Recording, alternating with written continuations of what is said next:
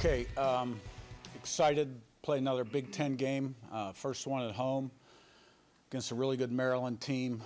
Very talented, well coached. A lot of good players, a lot of good athletes. Offensively, quarterback's playing really well, completing 75% of his passes. Dynamic receiving core. Number 10, Felton, Prather. Number 5 at tight end, 0. Really good players. Good running backs, offensive line.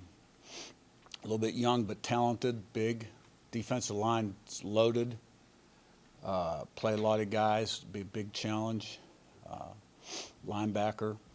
Secondary's a mix of youth and experience, so they got a lot of talent. They're a good football team. They're very well coached. It'd be a tremendous challenge. Hey, Coach. I would ask you about Mario Landino. He obviously got some playing time early on. I know maybe some of it necessity because of the depth there. But what did you guys see of him when you're at JMU? And what do you like about him so far as a player since he's been here? Yeah, he had a nice frame, good athleticism, can run, good twitch. He's got a motor, very coachable, learns quickly, kind of a tenacious type of guy, really enjoys the process. He's got a nice future. Curt, excuse me, Curt, Maryland's quarterback Billy Edwards Jr., he's been in their program for a while. He's finally getting a chance to play. What have you seen from him on film, and what's helped make him as efficient as he's been this year?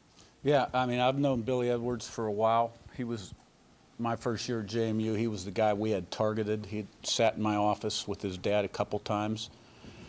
Started out at Wake Forest, then transferred to Maryland. And, he can make all the throws. He's got a lot of snaps under his belt. They'll also run him, and obviously he's a threat when he gets out of the pocket as well, when he drops back and escapes the pocket. So he's a very competitive guy with good arm strength and good leader, and they like him, and I can see why. Yeah, do you know Mike Loxley at all? I mean, do you guys face each other as assistants back when he was at when you were at NC State? Just curious if you guys have known each other across. Yeah, I mean, we know each other a little bit. We haven't really spent a lot of time together back at State. He was at Maryland and at Florida. Worked with Doc Holliday, a guy I'd worked with a long time down at Florida for Urban. Of course, he was at Alabama after I was there. He's had a tremendous career. He's done a great job at Maryland. You guys, I think, are, I don't want to say second in the country in red zone attempts and red zone scores, or red zone touchdowns, rather. I think both. Just from your perspective, what have been the keys to being as efficient as you guys have been when you've gotten into those scoring situations? Well, I mean, we've run the ball well down there and thrown it well. Quarterback's played real good in the past game. We've had some open guys. He's found them. We've separated. So, and we have been down there a lot, like you said. But, I don't think we've probably played the most difficult schedule up to this point. I'm not trying to shortchange anybody we've played. The tests are going to become tougher week in, week out. Hopefully we'll have the same number of opportunities and success in the future. But, touchdowns are critical down there. Yeah, Curt, you were saying on Saturday after the game that you've been pleased, I guess, with the progress Curtis has made since you started playing games. I guess now, especially after you've been able to watch the tape from Saturday, I guess, are you able to expand on that a little bit? Just what progress, what have you seen him specifically been able to improve on since the season started? Well, he's in command. He's playing with a lot of confidence. He's seeing the field. He's making the throws. When the pattern breaks down, he's running for yards, touchdowns, first downs. The guys have a lot of confidence in him. You can really see it all coming together. And I thought as the game went on, he really was sharp. We scored 35 straight points. We took him out with time left in the third quarter. We probably could have kept rolling. He's playing very well right now.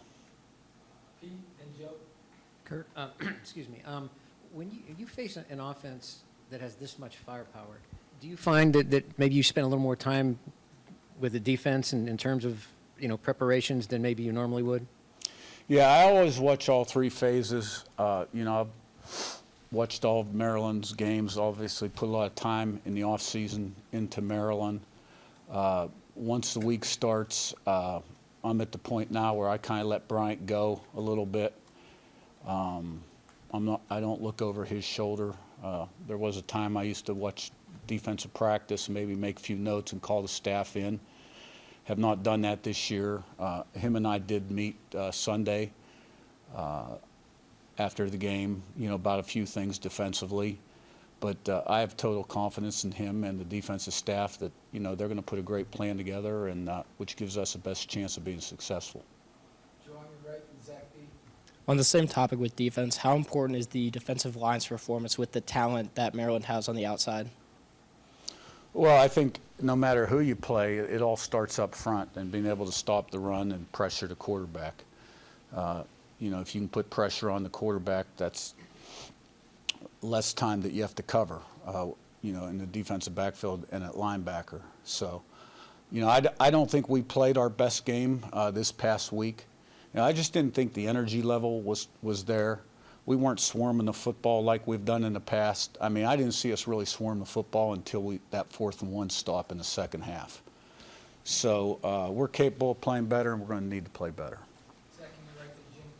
Coach, I wanted to ask about wide receiver Donovan McCauley. Is he back to 100%, and what do you need to see from him to be able to earn more consistent snaps? Yeah, he, missed time. And, when you miss significant time in the season, sometimes it can be hard to catch up. But, he's getting closer. Tried to get him the ball a few times in the 4th quarter, came close, didn't quite work out. So looking forward to him getting back in the swing of things. Curt, you talked about the receiving core of Maryland, but what does Maryland bring challenge-wise that maybe you haven't seen yet on both sides of the ball that you guys will have to face this week? Well, I mean, this is going to be the stoutest defensive line we've gone against. They're really big inside, and they got good players on the outside too. And if you go 2 tight ends, they're going to bring 5 defensive linemen in, and they're very aggressive. It's also going to be the best receiving core we've seen up to this point. Probably the best quarterback we've seen up to this point. So it's the best football team we've seen up to this point. And you guys remember the game last year. It wasn't much of a game. So I'm sure they're going to come in here pretty confident, and they got a lot of the same guys. So looking forward to playing. Yeah, what are some ways you've seen the offensive line kind of progress from the start of the season, and then kind of with that, I know like Tyler Stevens has kind of been in some heavier packages the last few weeks. What do you kind of envision for his role with that group? Well, I think we've done a lot better job protecting the quarterback since the opening game, and which has been a key to the passing game. And I think those guys are really playing well. They're tough, hard-nosed guys. Tyler Stevens, we had to bump him out to get some tight end reps because of James Bomba's injury. So we'll see how it shakes out this week, and we got to keep progressing and getting better. I want to say you all as a staff have started 4-0 the last 4 or so years. When you're in that process of trying to maintain that energy, maintain, that momentum, what have you maybe learned about the keys within that? Well, we're used to being successful, this staff that I brought, and the players that are here. And, when you win, it's about maintaining your edge and avoiding complacency and not having the warm fuzzies and, not taking the rat poison, right?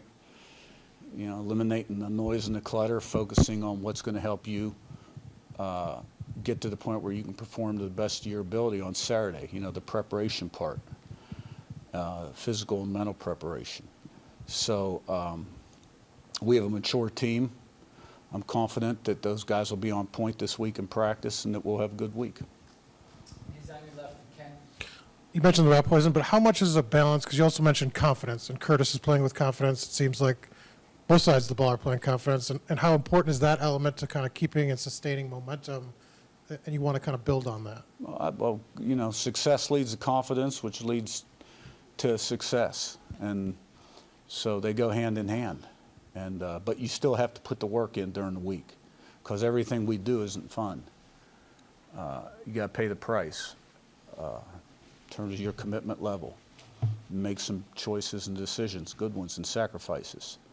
So, but, you know, we should be a confident football team right now, but we got to put the work in. Ken up top, and we'll wrap this up. Defensively, you've talked about avoiding the warm and fuzzies and being able to just change the way this team plays since you got here. What's going to be the key to just maintaining that level week after week after week and making sure that some of the guys maybe that have been here before that were part of that Maryland game that wasn't that competitive last year, they don't backslide? Well, I think it's everybody. You get better, you get worse. We don't want to maintain the level. We want to improve the level. In everything we're doing, we want to improve. And because nobody is in a position in college football where they afford to go backwards. So you got to keep striving. And this is a really good football team coming in here. And we're going to have to play our best game. But I'll be shocked if our guys don't understand that.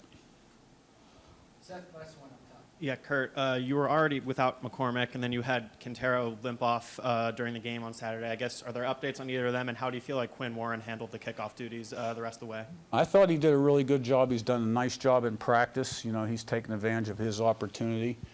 And those other guys are sort of day-to-day, week-to-week, and we'll see what happens this week. All right, thanks, Coach. Thank you.